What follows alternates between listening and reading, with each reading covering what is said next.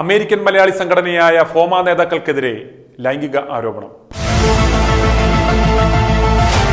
American Malayali സംഘടനയായ federation of Malayali association of Americas ഫോമയുടെ സംഘടനാ നേതാക്കൾക്കെതിരെ സംഘടനയിലെ തന്നെ മറ്റൊരു മലയാളി നേതാവായ യുവതി ഗുരുതരമായ ലൈംഗിക ആരോപണ കുറ്റങ്ങൾ ഉന്നയിച്ച് രംഗത്തെത്തിയിരിക്കുകയാണ്.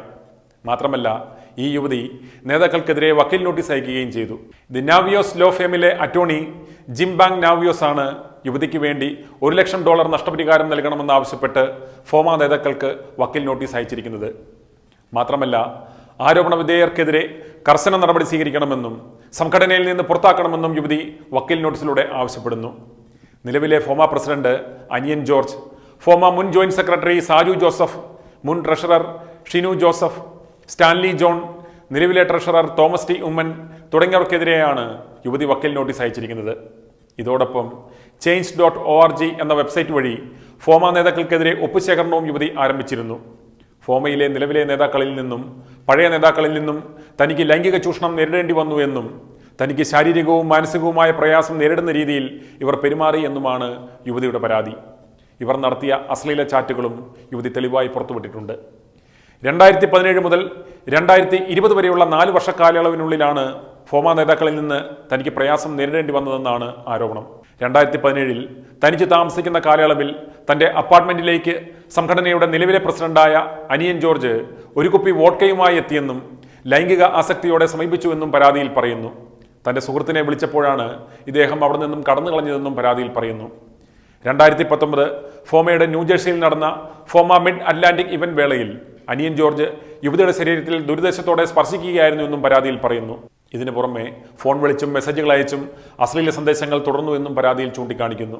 മുൻ ട്രഷറർ ഷിനു ജോസഫ് ഔദ്യോഗിക വാട്സാപ്പ് ഗ്രൂപ്പ് വഴി യുവതിയെ അപമാനിച്ചുവെന്നും ക്ഷമാപണം നടത്തിയില്ലെന്നും പരാതിയിൽ പറയുന്നു. ഫോമയുടെ കേരള ഗ്രാമ സന്ദർശന വേളയിൽ യുവതി സഞ്ചരിച്ചിരുന്നത് മുൻ ജോയിന്റ് സെക്രട്ടറി സാജുവിന്റെ കാറിലായിരുന്നുവെന്നും അയാൾ കാറിൽ വെച്ച് തന്റെ കൈക്ക് കയറി പിടിച്ചുവെന്നും യുവതി വക്കീൽ നോട്ടീസിൽ ചൂണ്ടിക്കാണിക്കുന്നു. സൂം മീറ്റിംഗിനിടയിൽ യുവതിയെ വ്യക്തിപരമായി അധിക്ഷേപിച്ചുവെന്നാണ് നിലവിലെ ട്രഷറർ തോമസ് ടി ഉമ്മനെതിരായുള്ള ആരോപണം. നിലവിലെ ജോയിന്റ് സെക്രട്ടറി ജോസ് മെക്കാട് അശ്ലീല ചുവയുള്ള മെസ്സേജുകൾ അയക്കുകയും അയാളുടെ ശരീരഭാഗങ്ങളുടെ ചിത്രങ്ങളും യുവതിക്ക് അയച്ചുവെന്നും പരാതിയിൽ പറയുന്നു. വക്കീൽ നോട്ടീസിന് പുറമെ FOMAA general secretary Unnikrishnan, Jose Manakkattu, Jibi Thomas Melapparambil തുടങ്ങിയവർ അശ്ലീല ചുവയോടെ യുവതിക്ക് അയച്ചിരിക്കുന്ന മെസ്സേജുകളുടെ സ്ക്രീൻഷോട്ടുകൾ യുവതി തന്റെ സമൂഹമാധ്യമ പേജുകളിൽ പങ്കുവച്ചിട്ടുണ്ട്. താൻ നിരവധി തവണ ഇവരുടെ ലൈംഗിക അതിക്രമത്തിനും വിശ്വാസവഞ്ചനയ്ക്കും വിധേയയായെന്നും ഇവർ പരാതിയിൽ ചൂണ്ടിക്കാണിക്കുന്നു. ഇക്കാര്യങ്ങളെല്ലാം വിശദീകരിച്ച് യുവതി തന്റെ ഇൻസ്റ്റാഗ്രാം അക്കൗണ്ടിലൂടെ വിശദമായ വീഡിയോ സ്റ്റോറിയും യുവതി തന്നെ പോസ്റ്റ് ചെയ്തു. എന്നാൽ ഈ ആരോപണങ്ങൾ വ്യാജമാണെന്നും ഇത്തരം ആരോപണങ്ങൾ പ്രചരിപ്പിച്ചവർക്കെതിരെ നിയമ നടപടി സ്വീകരിക്കുമെന്നും ഫോമ നേതൃത്വം അറിയിച്ചതായി melaali.com റിപ്പോർട്ട് ചെയ്തു.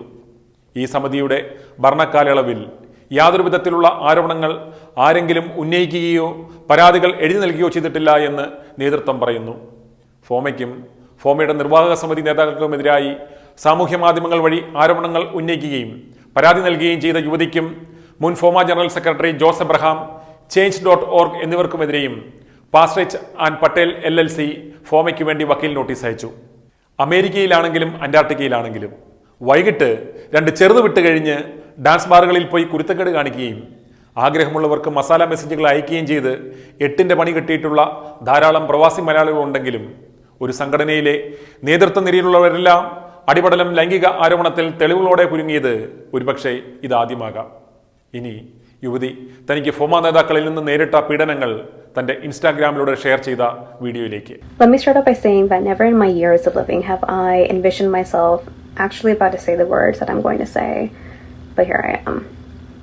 I'm speaking to you all now as yes, those of you who have been following me for a while may or may not have seen that I have shared some screenshots and stories regarding my personal experience in dealing with some unfortunate members in the South Asian community, specifically those in the US Malayali community. Now, I also want to put out there that I did look at both internal and external legal policies and procedures, this including federal and state laws, as well as the organization that I'm about to call out their bylaws, but more on that later. Now, those of you who know me know that I am a proud first-generation Malayali American, and if I want to be transparent, growing up, I never really had any cousins or family other than my immediate loved ones to share my love for Kerala culture would. And as a person who wished to immerse myself in my traditional Kerala roots, I turned to the Malayali community to fill that familial gap.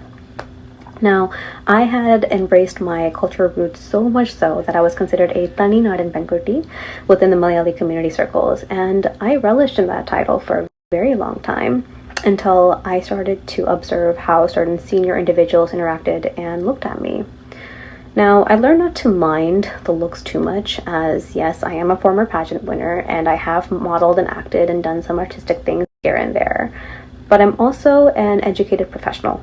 I get comments on how I look all the time, but I never once reactively responded. It was part of the job of being an influencer within those communities. But little did I realize, it was that very community and those looks that I received from, for a lack of a better term, community leaders who would traumatize me and so many others in many ways. Now, if I were to give you a brief timeline, in 2016, officially gotten myself involved with an organization known as the Federation of Malayali Associations of Americas, also known as FOMA. And at the time, I had heard about the organization for years and presumed the nationally acclaimed Malayali nonprofit would fill that hole of community that I've been longing for. And as a young single woman, I chose to attend these events knowing it was led by traditional, chauvinist, egocentric Kerala men. But I was willing to try and combat that stereotype in order to make a much needed cultural and generational difference. However, the gap between the perceptions and aspirations of that community and my optimism in trying to create change are like the many rails of a railroad track that are never destined to meet. And I now understand why the first and second generation youth and those considered progressive individuals of the community stay away from organizations like FOMA. And it's because they are known to commit instances of pervasive gender discrimination, sexual harassment of individuals, tarnish people's reputation without any basis at all, thinking that they can get away with it. And it pains me to say this, but I am an unfortunate victim of everything that I just said. For the last 4 years of my life, I literally dedicated my blood, sweat, and tears to FOMA, outlandishly thinking that I would be able to bridge the gap between generations. I trusted that organization, its members, and leadership to do so. I devoted myself in creating the brand of FOMA that you see today, trying to attract the younger crowd. And while I was appreciated and commended for the work I contributed to the organization, I later realized that it wasn't my contributions they were attracted to, but me. Each event that I had attended, I had to mentally and physically prepare myself to be looked up and down, touched in an inappropriate manner, and spoken to in a way that's just uncalled for. I had to become comfortable in order to make a name for myself and gain the idea of community that I longed for. And I took it all, thinking that I don't know the culture enough, I don't know the tradition enough, this is on me, I'm at fault. But when you are touched or groped, time and time again, when you are told you are immature and stupid, when you're forcibly asked to lay on a so-called dedicated leader of the community's lap and are alone, who do you turn to? And mind you this, after each instance I did seek help.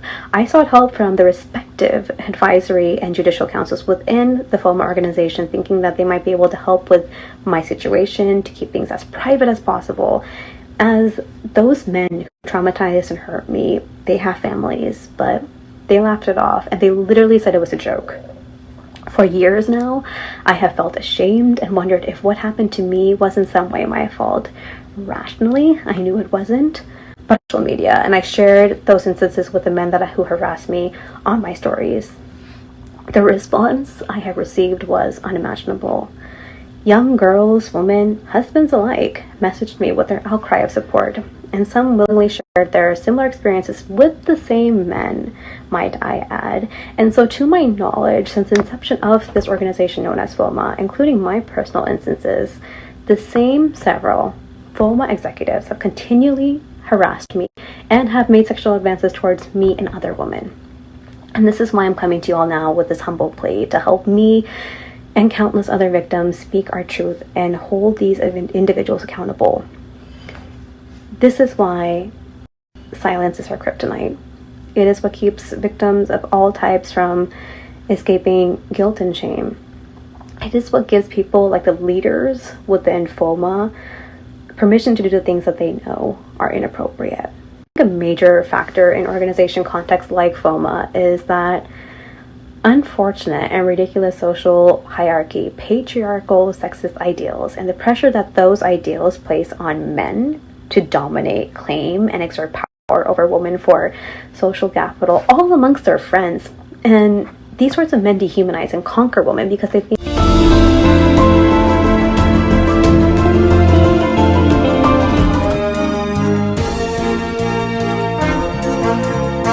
I2I News, an eye for truth.